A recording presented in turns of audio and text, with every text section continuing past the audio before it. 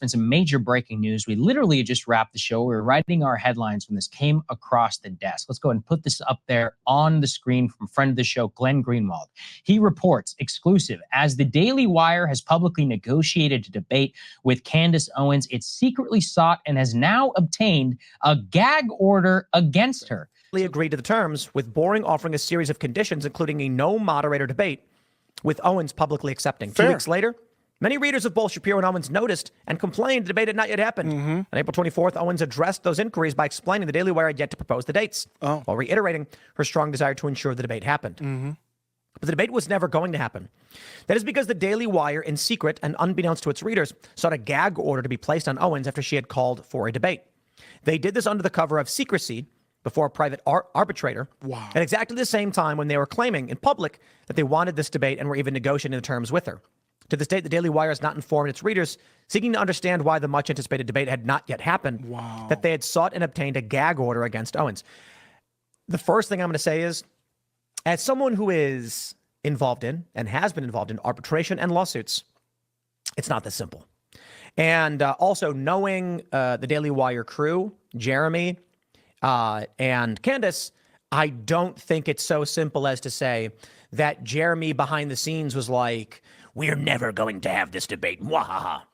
There's probably things that are actually prohibiting them. And he actually denies it in this. But let's read more and then we'll break this down. There's something prohibiting them. Tim, what the hell are you talking about? When seeking a gag order to be imposed on Owens, the Daily Wire accused her of violating the non-disparagement clause of her agreement with the company. To substantiate this accusation, the company specifically cited Owens' initial tweet requesting a debate with Shapiro as proof of this disparagement. Clavin had her name come out of his mouth. I don't know what the legal part is, but this is crazy. They're the ones that said they wanted to debate. Along with concerns she voiced that Shapiro appeared to be violating the confidentiality agreement between them publicly, maligning Owens' views to explain her departure from the company. Well, the company claimed before the arbitrator that it did not object in principle to a healthy debate. It urged the imposition of a gag order on Owens by claiming that the way she requested the debate constituted disparagement of Shapiro and the site. Now, hold on there a minute. Does that mean no debate will happen? It sounds like the argument... Bruh, how are we going to have a debate if we can't even, go back and forth on X?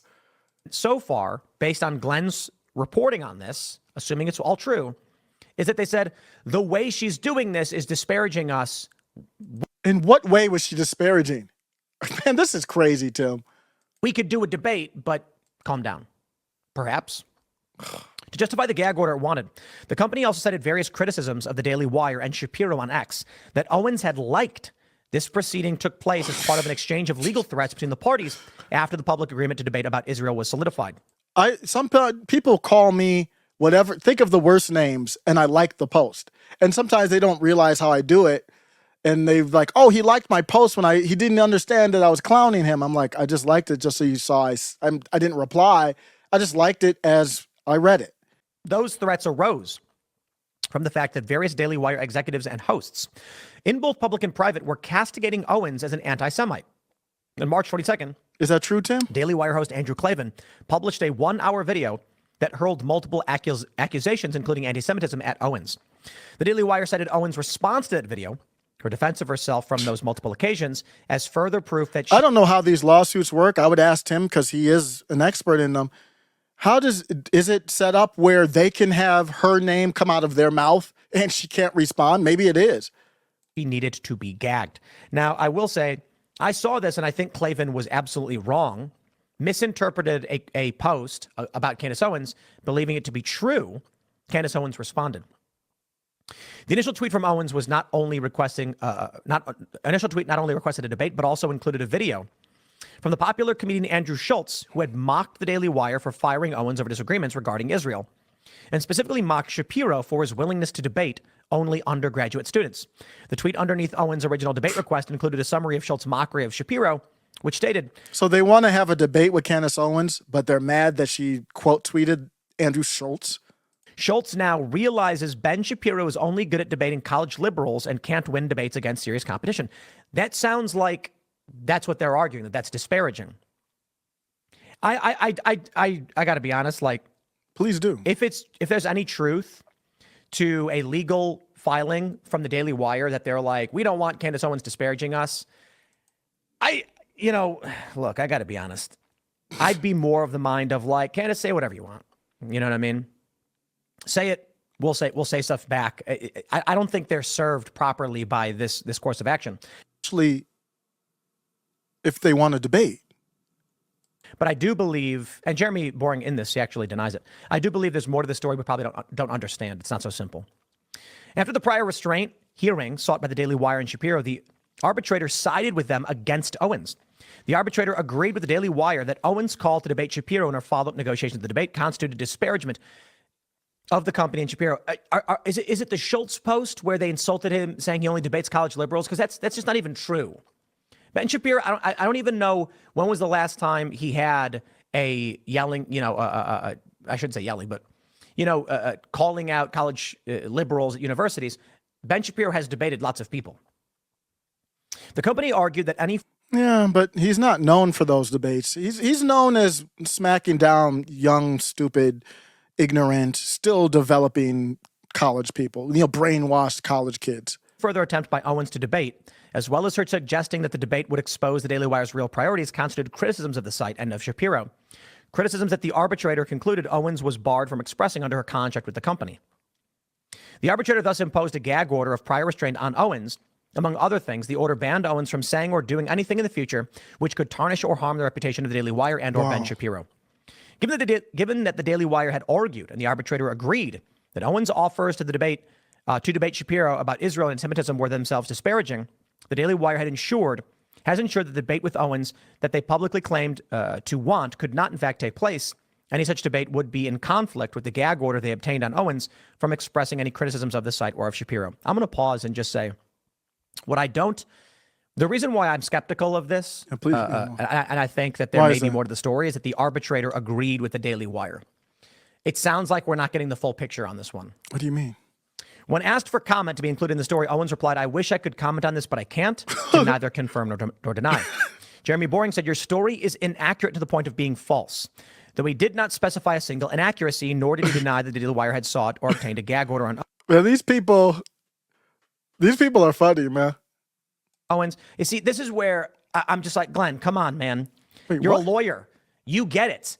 Jeremy Boring and Candace Owens neither can come out and disparage the other.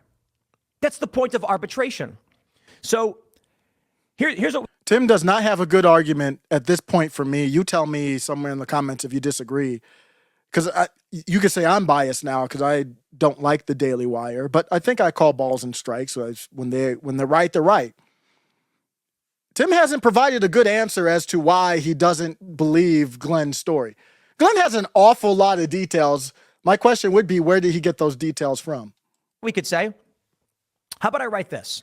When asked for comment to be included in the story, Owens said, "I wish I could comment, but I can't," adding she can neither confirm nor deny, refusing to actually deny allegations that she had been disparaging Ben Shapiro and this organization, and would not even tell us why. Like, you get my point. If you want to say that Boring said it was inaccurate to the point of being false, but he did not specify a single inaccuracy, nor did he deny, neither did Candace. It's because it's arbitration. Well, we don't know, Tim, but it's a very realistic, reasonable story, and the debate discussion just stopped.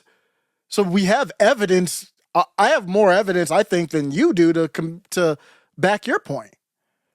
I think it's true. Glenn's a well-respected reporter, too. I mean, why would you even... my question would be, what's the source? For me, I trust Glenn. I don't know. Nobody knows. But everything he's saying lines up, adds up. So you can see the bias in the story. The confirmation we obtained of all these facts is indisputable. Boring added, "I'm sure you can appreciate how fraught a high-profile breakup like this is. For that reason, we are trying to resolve our issues with Candace privately. It certainly seemed true that Daily Wire is attempting to achieve all of this privately. Nonetheless, Ben Shapiro has constructed his very lucrative media brand and persona based on his supposed superiority." They were jabbing back and forth. Boring was jabbing, and Candace is a hell of a person to jab with. She can jab with the best of them when we talk about philosophy and with words. So they were taking little pot shots at each other. Like, they were negotiating, and it was unbelievable to watch out in public. on X, and they would be like, you know, I have the video on there. Maybe I'll link it up here. They were doing jabs and jabs. I was like, damn, this is crazy. Get some popcorn. And you can see the Daily Wire, who was getting the better of that, Candace Owens. And you could see the Daily Wire's like, we're losing this. Maybe they do want a debate. And we're like, we're losing the debate before the debate. So I could see it from that standpoint. Everything lines up for Glenn's story to be accurate. In debating, reputation cultivated largely as a result of numerous appearances in undergraduate schools around the country, where he intrepidly engages with students who are often in their teens or early 20s. You see the game they're playing? Come on, guys. Ben Shapiro's debated people. You don't have to like Ben Shapiro. By all means, please criticize the guy. Some people have criticized his stance on intervention. I disagree with him on intervention. He's been in favor of the U.S. supporting and funding the Israeli military. He's concerned that it'll escalate into greater conflict. I'm concerned that funding Israel will lead to greater conflict. He's concerned not funding it. I think he's wrong. He's allowed to be wrong, in my opinion, and I'll disagree with him. I think overwhelmingly, Candace, the Daily Wire, Crowder, Stixx and Amber, Viva Fry, I name these people all the time. We overwhelmingly agree on so much. Stories like this are very silly. No, it's not silly. This is the problem. We might agree on the micro level, but when we look at the macro, where a lot of these problems are stemming from, we don't agree. And that's a fundamental problem, the disagreement here. I much prefer to be like, hey guys, you should handle this privately. And no, why? The debates should happen, and they should happen how they. Why shouldn't they handle it publicly? We got content of it. It's great information. I got some popcorn I can eat with it. Why would I not want it public? See, obviously he's tied into them, so I don't blame Tim, but that's not going to resonate with me. Can happen, and the debates are great, and then we should all agree on like the 90+% things we agree on. No, and no, we shouldn't. I have a topic I want to talk about. So I know there's gonna be a lot of people in the comments being like, no, Tim, Ben Shapiro's this or Candace Owens that. I'm a big fan of Candace Owens. She's brilliant. I'm a big fan of Ben Shapiro, also brilliant. They disagree on this issue. I disagree with both of them on many different issues. Here I am, the milquetoast fence sitter on the issue. You get the point. My attitude is not so much to be a milquetoast fence sitter. And to clarify what that is, that's not an insult to me. Yeah. A lot of people think that it was like people are insulting you when they say it. No, when I've called him that and probably got it from him, it is not an insult. Some may be intending to.